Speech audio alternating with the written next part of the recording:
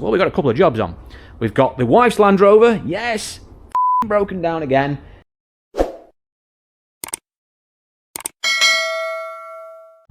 Evening all, welcome back to the Car UK channel, and here at the car pitch, just thought I'd do a very short video, just a quick workshop video, what we've been doing over the last few days, what's been going on in the workshop side of my business, the car pitch.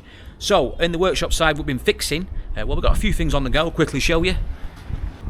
First thing you notice, we've got an Aygo here as well, which I'll come back to in a sec, because that has got a little surprise for me, which I'll show you in a minute. But we've also ripped out all the interior on it because, well, they suffer with damp Aygos. This one's got needs all the seals doing, and obviously the seats were all sort of a bit manky and mouldy, so having them all steam cleaned up and ripped all the interior out, put it back in. I'll come back to that in a sec. Workshop physically on the ramps, well, we've got a couple of jobs on. We've got the wife's Land Rover, yes, fucking broken down again. Well, not broken down. Something wrong with it. It's got a noise from the back. We think it's brake related, but the brakes aren't that old. It doesn't seem anything obvious. Might now be a caliper issue. We're just going to have a look at it in the morning. We start stripping it down. So yes, the wife is now back in our Aygo, which she absolutely hates, and I hate her having it as well because I like the Aygo, but she doesn't like it. But yeah, Land Rovers are just, you know what, pain in the ass. Now Fiat's is in the ramp as well, the Fiat Punto. I think we saw this in a video briefly the other week when I went through it and sort of gave my logic as to why I would go on with something like this, even though it was very cheap and needed a lot of work, why it financially made sense. And I went through all the sort of bits and bobs we were doing to it. Anyway, all the parts have arrived. If you remember, for those who watched it, it was a it needed, well, quite a bit. Obviously, as you can see here, the gearbox is out, so that's it's got an issue. Not the actual box, which usually can go wrong on Puntos. Actually, this box is okay. It's the clutch. So as you can see here, all the clutch is well, quite badly worn. The plastic plate isn't that bad, but the thrust bearing was really whiny. In fact, it's here. It's thrust bearing, and you can probably listen to it. Not good. Anyway, that was a noise. That was a problem we were hearing with it. So it's got another clutch on there now. Build that back up. Put some new fluid in. Then we got wishbone arms, which are on the floor there. They need doing because they're all horrible and manky, as you can see by this one here, which is all torn as well. So that needs replacing. So we're doing that. Want a few gaskets on it for the exhaust doing. We've got the regulators on the windows, which are now done. We did them before it went in the air. Wants new brakes on it. There's all sorts we're doing to it. But, as I mentioned in my last video, doesn't need a lot really. Parts-wise, it's a couple £100, and it will still all add up in the end to be the right side of the money, to make a profit out of it. And they actually aren't bad sellers, Puntos. People slag them off, give it the old fix it again tomorrow rubbish, but they do sell. And at the end of the day, that's what I'm in the business of doing, selling cars that people want to buy. So that is in the workshop, and my Land Rover's in the workshop, and the Aygo is, well, would be in the workshop if we had another ramp. We've had to sort of dismantle it outside. This is a 12 plate one that I've bought from auction. This is, I've got a couple of these. We just sold one today, a C1, a white one we've got in. We've got a 107 at the back, and we've got a black Aygo on a 10 plate, which is quite a really nice thing actually, which just come in. That's £24.95. We've got that on as well. And then we've got this 12 plate one, which is a facelift Aygo. Now, the Aygos are a bit of a strange one because, I'll show you, the creme de la creme, if we say, the Aygos, the C1s and 107s, are usually 12 plate onwards. So 12 to 14 plate, because they're the facelift models. So this is an example. So this is a 12 plate C1, and I'll put you a picture here of a earlier C1. As you can see, the facelifts are a lot better. They've got the spotlights on the front and stuff. The grille's a bit more modern.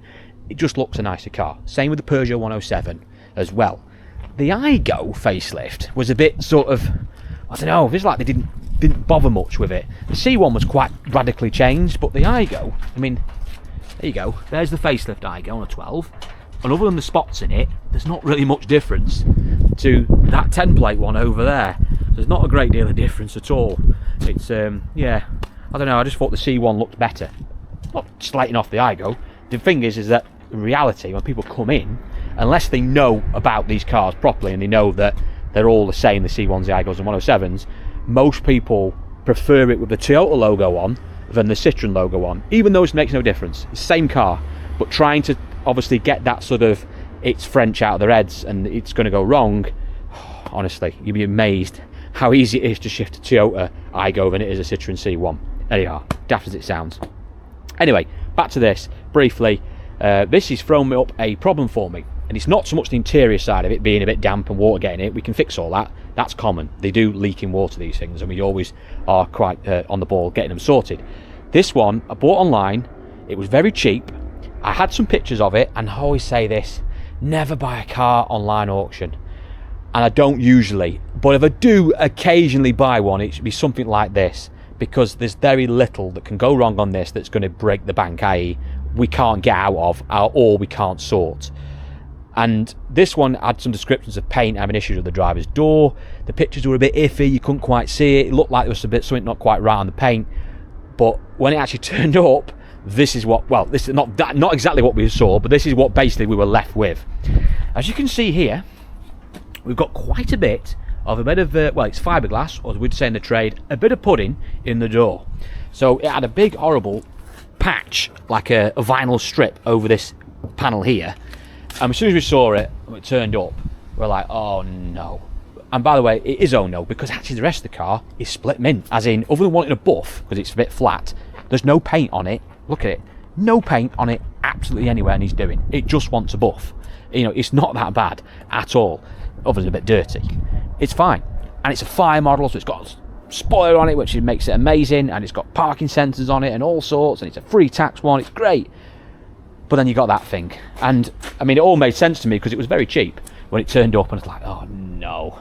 So what do you do with that? Obviously pull the sticker off, see all this bloody pudding filler in the door.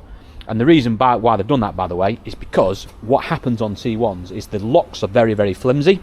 Now, obviously it should look like that white one over there. You can see that door lock, that's a passenger side, but that's what they look like. What's happened is the lock's probably broke, and the keys usually get stuck in the barrels, and you end up ripping them out, causing a great big hole in the door. And then for whatever ridiculous reason, someone's decided maybe I'll de-lock it and paint it, and it'll look amazing. And he sort of started it and never finished it. Yeah, so he's filled the door up, which gives us a bit of a problem, because in reality we're not going to try and repair that, because it's just an absolute pig's ear. So the easiest thing to do, because it's black and it's the most common colour in this, other than silver maybe, silver's probably the most common, black's probably the second common, is just get another door. So get another door. In fact, we've got one on that 3-door one over there, but obviously that's on sale, so we're not going to nick that door. So get another door in black and just bolt it on.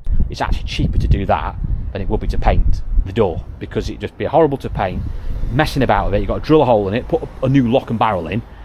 Waste of time. You might as well just buy another lock and barrel set, get another door, switch them over, put them in, and that's exactly what we're going to do with it, because it will work and function then, central locking, it'll all work.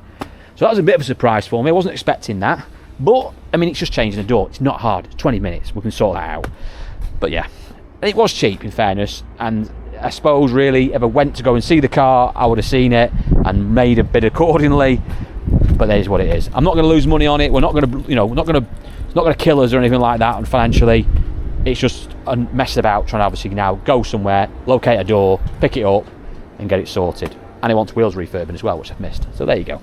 But anyway, such is life. Cars always throw up surprises. I'm going to leave this one there. I will do a proper update video this weekend for you. There's another auction video coming out if it's not been out already as well. I say I'm trying my best to buy at the moment. I'm trying to do some buying, but also we are slowly, just give you some insight into the week, slowly selling a few cars as well. We're starting to get back into the swing of it, which is good news. But I'll give you a full update later in the week. Thanks for watching this one, guys. See you all very soon.